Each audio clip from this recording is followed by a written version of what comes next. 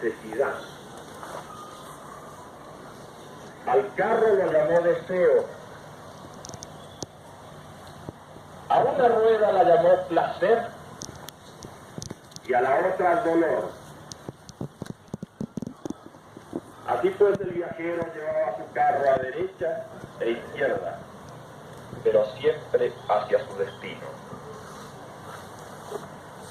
Cuanto más velozmente andaba el carro... Algunas palabras alusivas de Tito. Tito. Bueno, muchas gracias. Es un honor semejante recibimiento. En realidad, simplemente se me ocurrió comentar acá al señor Chávez que ya que venía podíamos comentar sobre el día este, ¿no? Que estuvimos allí y hemos vivido para contarlo. Y alguien nos hizo unas preguntas y si lo comento. Sí, para eso. Bueno, yo lo comento a mi estilo porque si no, no me va a salir. El estilo es que esto empezó antes. Exactamente empezó en Jujuy en abril de 1967. Cuando nosotros fuimos allá, en la época que se hacían unos retiros muy largos. Y después de vencer varios inconvenientes, se terminó el retiro y entonces nosotros salíamos de allí con la función de hacer grupos, difundir, divulgar con aquellos materiales de esa época durante 3 años. Y otros amigos también lo hacían, que estaban en Buenos Aires y en Córdoba, una cosa así.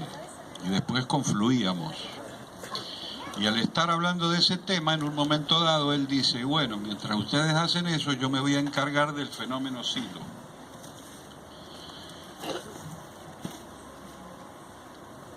Y qué sé yo, ¿no?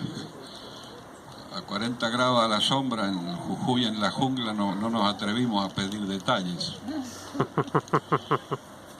Y nosotros simplemente días antes, ¿sabes? O algún momento anterior, se había estado viendo ese nombre que aparece en las Biblias, ¿viste? De Silo con H, Silo. Pero no quedaba identificado, pero más o menos imaginábamos que podría ser, pero no teníamos mucho dato en aquel momento. La cosa es que eso se fue desarrollando. Entonces volvimos a las ciudades, todo esto empieza el 68, y a mediados del 68 surge nuevamente este tema, y en algún momento se hace eso que se llamó la estampita, ¿la vieron? Que se revelaron unas fotos y en ese momento él estaba viviendo en un 7º piso y tembló, porque en Mendoza tiembla. Y ese fue el indicador de que esa foto que estaba en ese momento retenida con unas pincitas en el revelador era la foto adecuada. Por eso es que se está escrito en ese libro que ustedes han conocido del mensaje que dice, aprende a ver, ¿cómo dice? Aprende a ver los signos. Pues ese fue un signo. De manera tal que ahora yo en Mendoza, cada vez que tiemblo, empiezo a mirar a ver si hay algún otro signo. Pero no. Qué bonita frase, ¿no? Los signos. Estar alerta. Y bueno, y ahí empezó la cosa. Y después hubo otra reunión y más o menos empezó, y de entonces ahí vino el tema de buscar un terreno en la montaña. Cosa facilísima. Y ahí empezamos, y como todo tiene signos, pues apareció y se consiguió y se vio y se hizo todo lo que había que hacer.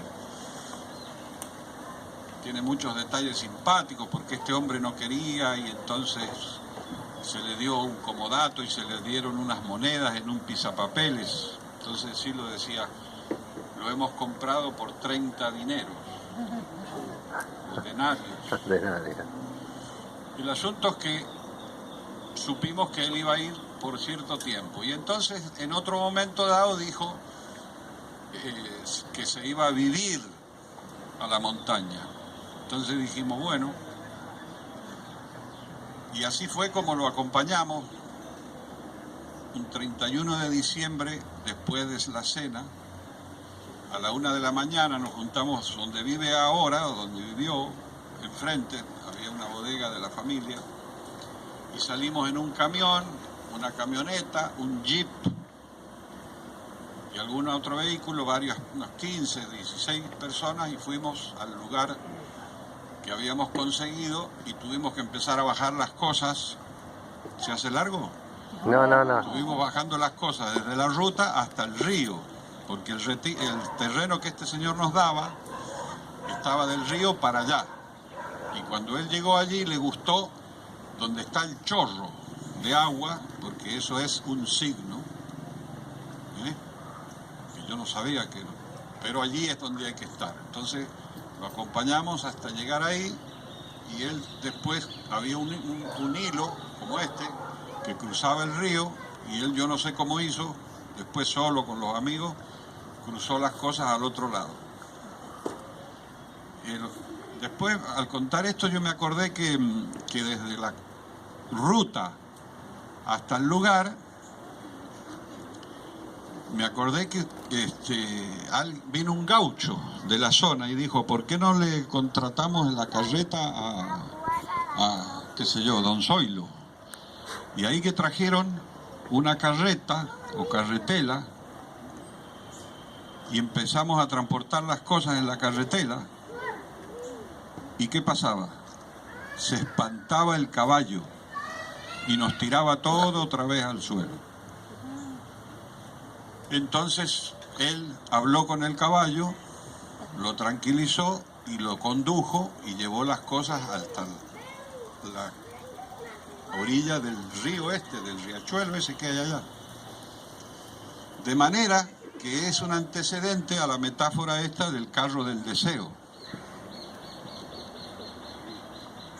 Todo tiene que ver con todo, qué increíble, ¿no? Pero yo esto lo comento porque en realidad es una metáfora nuestra, no solo de esta época, sino de que siempre pasaba algo, siempre había un inconveniente y se salvaba el inconveniente, ¿no?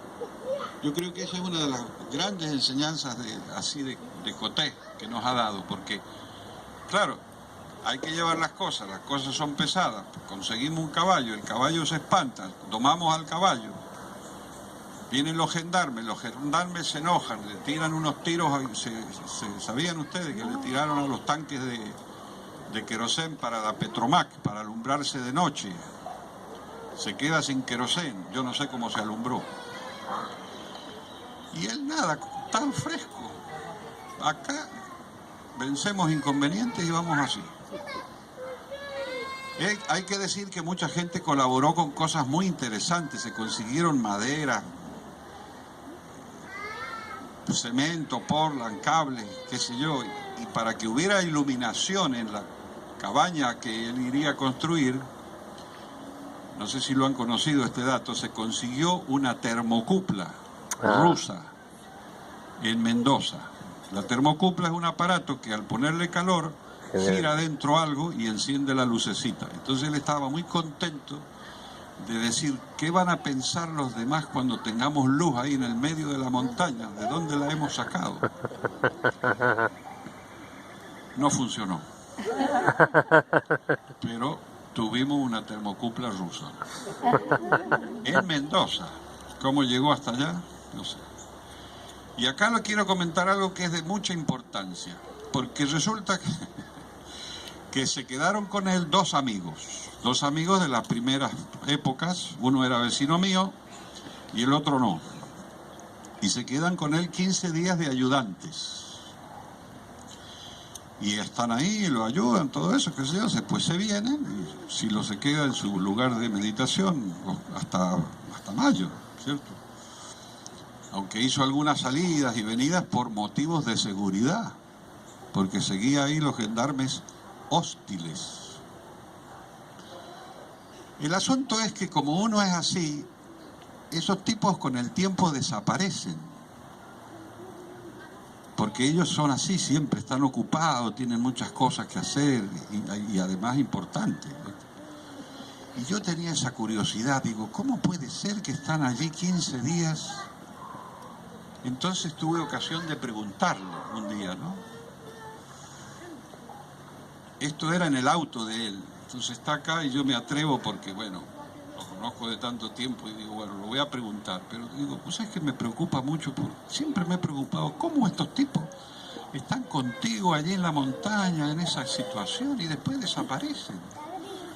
Y me dice, no, dice, eso es muy fácil, dice, es el efecto del pato. ¿Cómo el pato? Sí, dice, ¿no has visto los patos que meten la cabeza debajo del agua y no se mojan?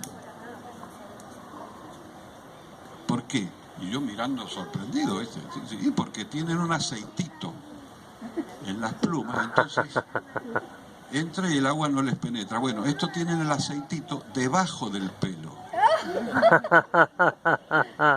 Entonces están con nosotros, pero no les entran las ideas. Y yo, claro, imagínate, sentado ahí, yo me quería tocar mi cabeza. Y bueno, comparto con ustedes, después de muchos años he querido compartir la metáfora del pato. Porque claro, uno puede estar aquí y no meter la cabeza en el asunto, y ni te cuento del cuore. Uno de estos tipos es el que me dio a mí clases particulares sobre ese material que ustedes conocen del punto de vista. Y me lo explicaba muy bien. Y yo digo, encima de eso, me lo explicaba. Bueno. Era vecino mío. Era porque... Y siempre quedó esa cosa pendiente. Porque el negro era muy agradecido con los que habían ayudado en las primeras horas, porque decía que era algo de mucho valor que alguien ayudara cuando no éramos conocidos, cuando no teníamos materiales, en una provincia conservadora, que te hagan caso, que escuchen, es interesante. Entonces él lo fue a visitar a este amigo. Como ven, me fui de tema. Lo fue a visitar 2 o 3 veces. Y con el efecto del pato. Entonces... un día me cuenta un amigo que va a la vuelta de la esquina, todo a 100 metros de mi casa. Lo llama este amigo mío, que tiene unos escalones, y le habla así desde abajo, desde la escalera, desde la vereda nomás, y le dice, mirá, te vengo a decir que lo he ido a buscar a fulano de tal 3 veces, y no escucha. Yo ya hice por él todo lo que puedo hacer, y ya no hago más. Así que ahí queda, y te lo digo a vos que sos testigo, y se fue. Qué conducta tan interesante, ¿no? O sea, uno me ayudó, yo lo ayudo después, porque no quiere escuchar, bueno, yo lo intento. Esa es la parábola del no sé qué. Volviendo a esa etapa, entonces desde allá un día nos convoca para hacer el acto, para preparar el acto. Nos dice que va a ser una charla, que no sé qué, que el público y qué sé yo. Y en los grupos que nosotros estábamos, algunos estábamos muy por la labor, como se dice, otros más o menos, y como siempre se veían muchos inconvenientes. De todas maneras, se pidió permiso en la ciudad, se dijo que no, que aquí, y sale eso de ir a hablarle a las piedras, porque claro, los milicos de aquella época dijeron, ahí no va a ir nadie. Entonces empezamos a preparar el acto, nos dividimos funciones y sobre todo invitar a los amigos que en aquella época habían, que vinieron desde algunas provincias. Y no hace mucho supe que vinieron algunos amigos de Rosario que fueron al Gran Buenos Aires, de allí tomaron un colectivo que llegó allí, otros vinieron de Córdoba, los que vinieron de Chile, ¿cierto? Y nosotros los de Mendoza. Y unos hicieron prensa, el otro no sé qué, el otro no sé cuánto. Y vino un señor, ¿se acuerdan la revista Así? Esa que tenía fotos. Vino ese señor, que era muy macanudo, y le quiso hacer una entrevista, y cuando él vio que Este tipo era interesante, lo recibió. Y se lo recibió en una casa, más o menos donde vivió después. Y yo tuve la grata oportunidad de estar allí presente. Y le hizo unas preguntas muy interesantes, ¿no? Una de esas preguntas le dijo que por qué hacía esto. ¿Por qué iba a hacer el acto público? Y dice, bueno, porque estábamos reunidos en una reunión como esta y decidimos, bueno, ya es hora de que demos nuestro punto de vista al público. Y entonces me preguntaron si yo lo podía hacer y yo dije que sí, que yo lo digo. Y entonces él fue un voluntario para dar el mensaje al público, según esta versión. Después le preguntó si tenía un anticipo, si podía darle algún esquema de lo que iba a hablar. Y le dijo que no lo tenía, dice, porque creo que están en condiciones de improvisar. Y luego cuando volvió a preguntarle si veía que esto iba a funcionar, y entonces ahí el negro cambia el tono, y le dice, bueno, hemos estado hablando con el periodista, ahora vamos a hablar con el amigo. Y dice, si estos se atreven a hacernos algo, ya van a ver con quién se meten. Y esos cambios de roles, de tonos, de formas, es majestuoso, ¿no? Es una cosa de impresión. Pero el asunto es que nosotros muy bien no sabíamos cómo se iba a hacer todo esto.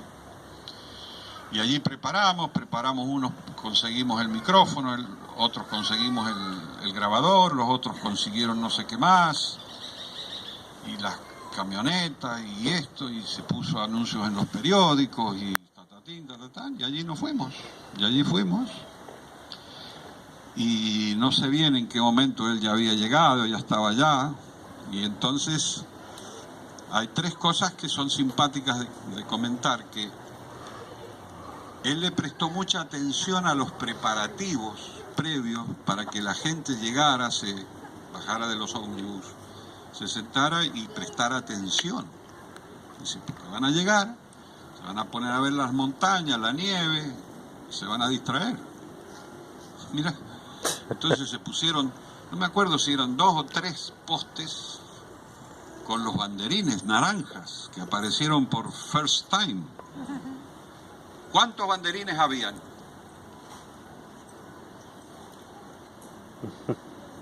Adivinen. 10. 13. 13 banderines en cada poste. Para que no anden haciendo cábalas y empiecen a decir, si son 12, entonces uno es Piscis y el otro no sé qué. 13. Para que sea una referencia nada más. Entonces cuando venían y todos los periodistas preguntaban esto, ¿y por qué son tantos banderines? Una referencia.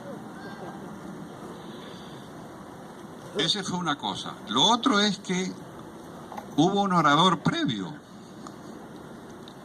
Un orador previo que era un amigo nuestro muy espectacular, que se llamaba von Herrenberg, y que tenía voz grave como la voz de Paul Robertson, hablaba así, ¿no? Y ese hombre hablando así en la montaña, te digo, imponía. Entonces leyó lo que estaba en Siglo de Liberación, que se llamó los diálogos de la Isla Negra, creo. Leyó eso previamente con el viento. Y la voz grave, rotunda. Mamma mía, digo, ¿qué va a pasar aquí? Y yo estaba sentado ahí, como yo era uno de los organizadores con el grupo yo me sentía responsable, ¿viste? Cuando uno se siente responsable pero no puede hacer nada, están todas las cartas jugadas, ya estamos, esto ya empezó. Pero el asunto que iba bien. Y ahora viene el momento, como lo han descrito algunos, 15 minutos de un silencio total que parecieron horas, que no pasaba nada. Y estábamos ahí sentaditos esperando. Y por allí apareció caminando, pum, pum, pum, pum.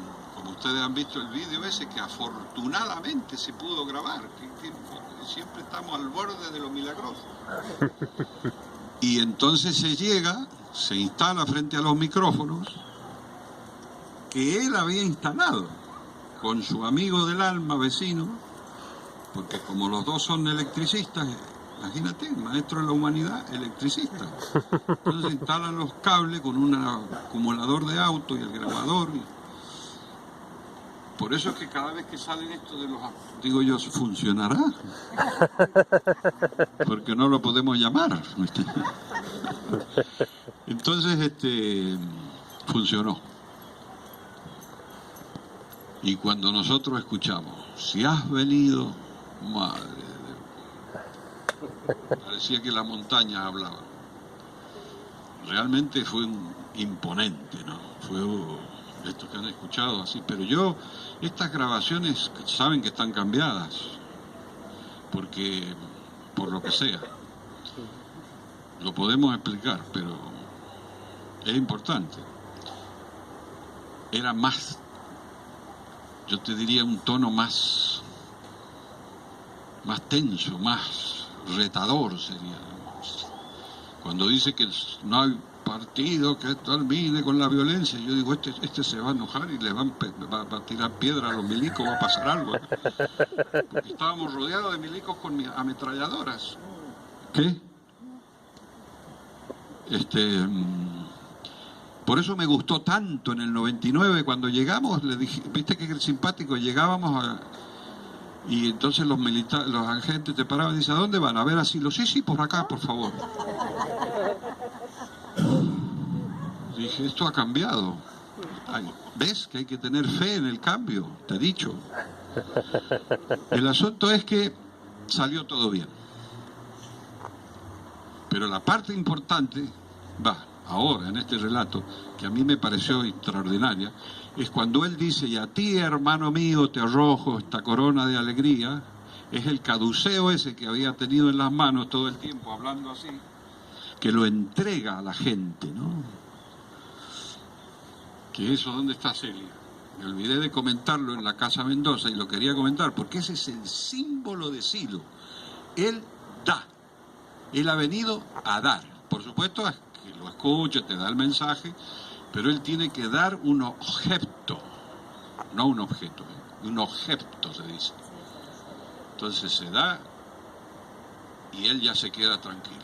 Y ese es objeto que había fabricado durante un mes largo con su amigo, el que le ayudaba con los cables, minuciosamente. Entonces ese objeto dio toda la vuelta y volvió. Lo recuperó. ¿Quién lo recuperó? Un porteño. Siempre te he dicho que hay un porteño en los momentos cruciales. El periodista y el que recupera el caduceo. A mí me parece poético. Podría haber sido uno de nosotros. Entonces sí, lo recupera, y esto lo supimos años después. Recupera el caduceo y se lo da a este señor que era un familiar de uno de los nuestros de Oro, que tenemos algunos miembros de Oro, que había venido muy enfermito y estaba en una camilla. Se lo entrega a Silo y le da unas palabras, porque como se hablaba de la curación del sufrimiento, algunos fueron por saber si se cura alguna otra parte. Y bueno, todo puede ser.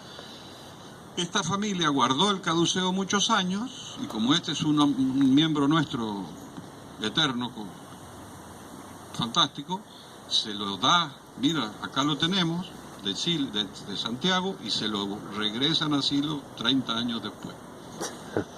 Y a mí me parece que aún está en la biblioteca de su casa.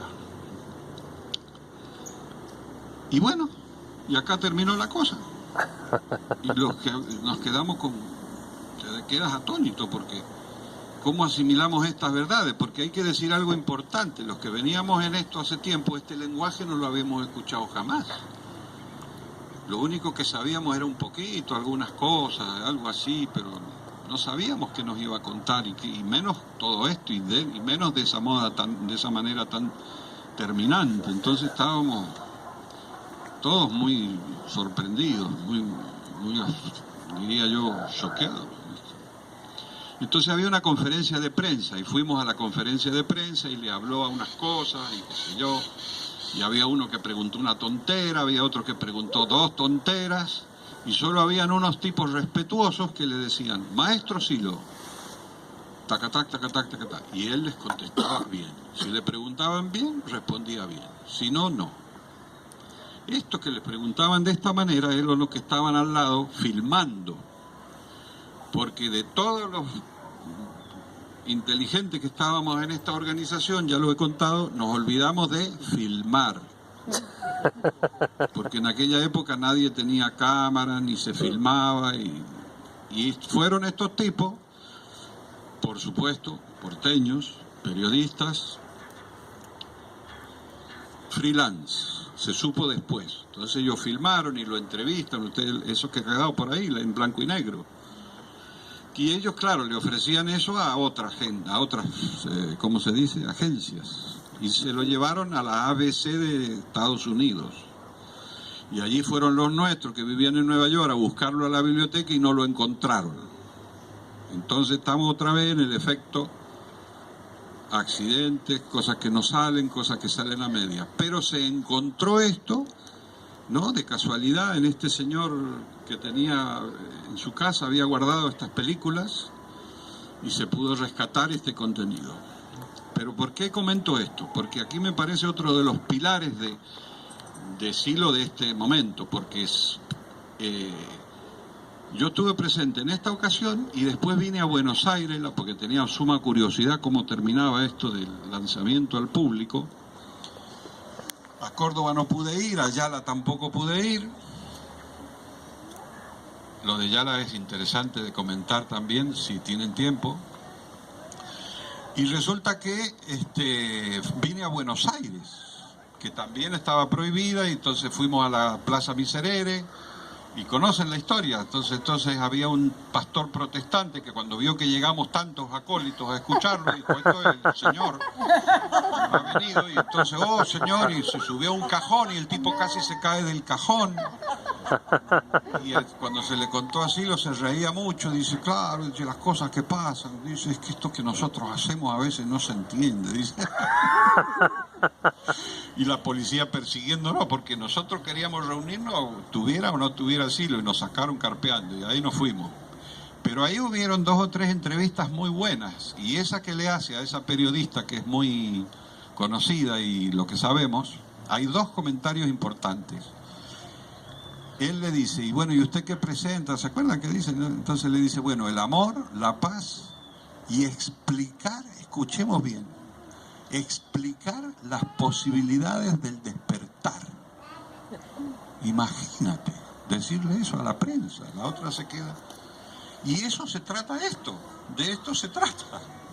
Durante 50 años expuesto, digamos, ha expuesto las posibilidades de otro nivelito. Ahora se llama lo sagrado, la otra vez se llamaba ampliar la conciencia. Yo me imaginaba que agarraba la cabeza y me la sacaba como un plato. Y siempre hemos estado en eso, ¿no? Y él tenía ese gesto que nos decía. Venga.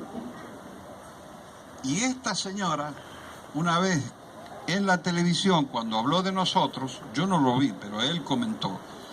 Claro, porque estos, refiriéndose a nosotros en aquella época, se quieren meter, dijo. Imagínate, decirlo a la televisión, yo no lo vi, ellos me lo contaron.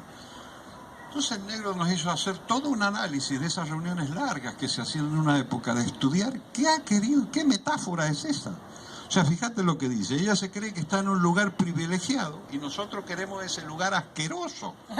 No queremos que se lo queden. Lo que pasa es que ellos intuyen que nosotros queremos llegar a la gente que ellos llegan. Y ahí entonces se dicen eso. Así que tenemos unas diferencias con esta señora, que ahora no sale en televisión. Pero la perdonamos. La perdonamos porque antes de esto de la reconciliación, él nos decía que los judíos tenían un día del perdón. Al año, creo, ¿no? El Yom Kippur se llama. Y decía él, muy sabio esto de perdonar, muy sabio, porque uno a lo largo del año va acumulando muchos líos. Y dice, bueno, por lo menos un día te quedas nivelado y ya podés emprender el nuevo año. Y algunos han tío Oscar Camanes nos quedó eso de que hay que perdonar un poquito, pero cuando lo explica bien en la reconciliación, claro, no alcanza. De todas maneras, los periodistas, los militares y algunos otros, no. Porque no estamos de acuerdo. Pero no les tenemos que dar importancia. Vamos a Ayala, que les puede interesar porque es un modelo muy interesante. Él siempre tuvo mucho interés en el tema del norte y de los aymaras y de no sé qué. Inclusive en tiempos más modernos de los 80 o los 90 hizo una gira con algunos de los nuestros y fueron. Y ustedes saben que estuvo en Bolivia en la escuela de informática. Ya nos fuimos otra vez de tema. Y resulta que a él le gustó mucho que estos de la informática, dice, con el gorrito, dice, están ahí con el gorrito. En la escuela de informática estaban usando el idioma aymara. Sí.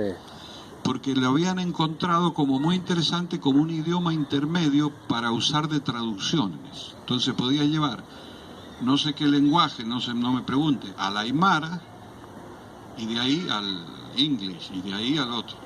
En eso está. Él siempre le ha tenido cierto interés al tema norte argentino.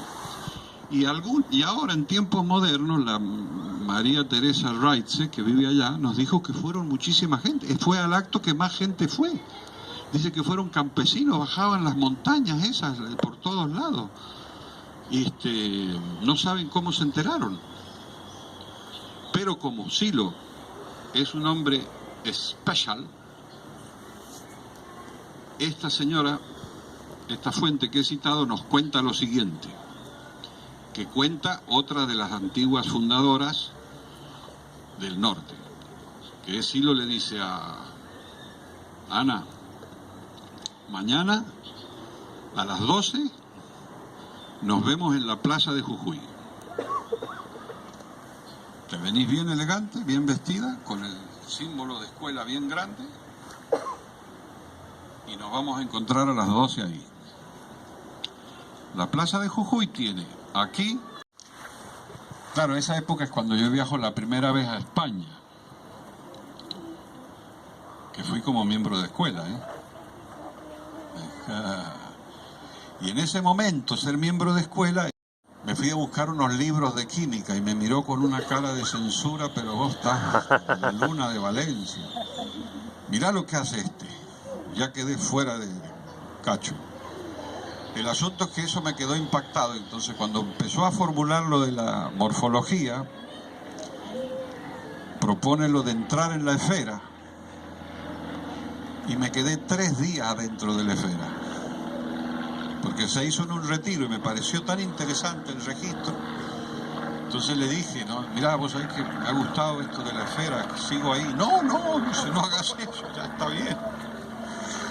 Así que todas esas cosas pasaron en aquellos años, ¿no? Todos íbamos tocando un poco de oído, ¿no? Entonces yo tenía esta inquietud, no me dio mucha importancia en ese momento, pero me explicó el tema de lo profundo, dice, ahora estamos en lo profundo, que ahora la gente lo puede entender, porque lo profundo está detrás de los ojos. Imagínate en un café, con el mozo acá al lado, lo profundo y los ojos. Entonces yo le dije, pero negro, esto del mensaje, qué interesante, es como aquello de la RI, pero distinto. Claro, una constante. Nosotros tenemos una constante, y pone la mano así. Y yo le digo, ¿así? Sí. Porque si fuera lineal, lo de la coherencia. O sea, esto que estamos hablando es lo de la coherencia. Lo de la coherencia, digo yo, sí, una constante. Porque si fuera lineal está bien tener coherencia, pero no, nosotros queremos que vaya a más, que vaya creciendo.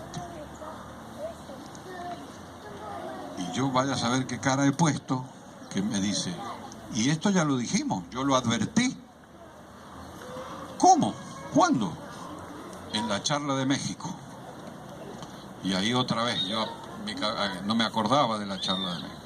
Entonces, la fuimos a leer 2 veces, me lo ha dicho, 2003 y 2006. La charla de México es esa que dice que no hay que imponer, ¿no? Pero no es valiente dejar de decir las verdades, todo ese tema, ¿no? Y esa fue la última vez que lo vi. Bueno, la penúltima, pero oficialmente. Y entonces, desde entonces, estamos con esto de la coherencia. Muchas gracias. Qué grande. Los que estuvieron al lado de él no hicieron menos que él, porque ellos son como nosotros. El negro era algo especial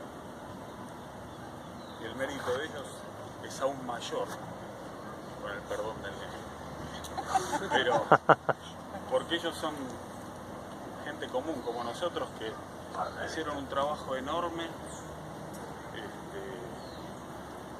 siguiéndolo a él y creyéndole y teniendo fe en todo lo que él decide. Así que el trabajo de ellos es tremendo, no solo de Tito, sino de los de esa generación. Así que de todo corazón, Tito, te agradecemos. Gracias, gracias, Tito.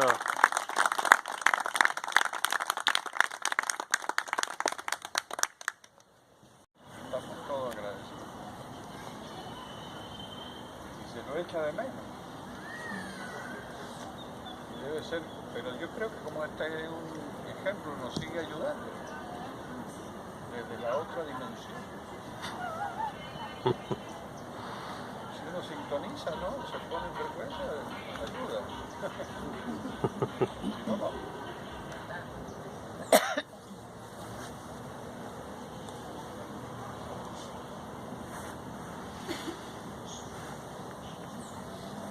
Sí, no, y este grupo a mí me encanta venir acá porque son una gente muy receptiva, no sé qué tienen, una cosa sencilla.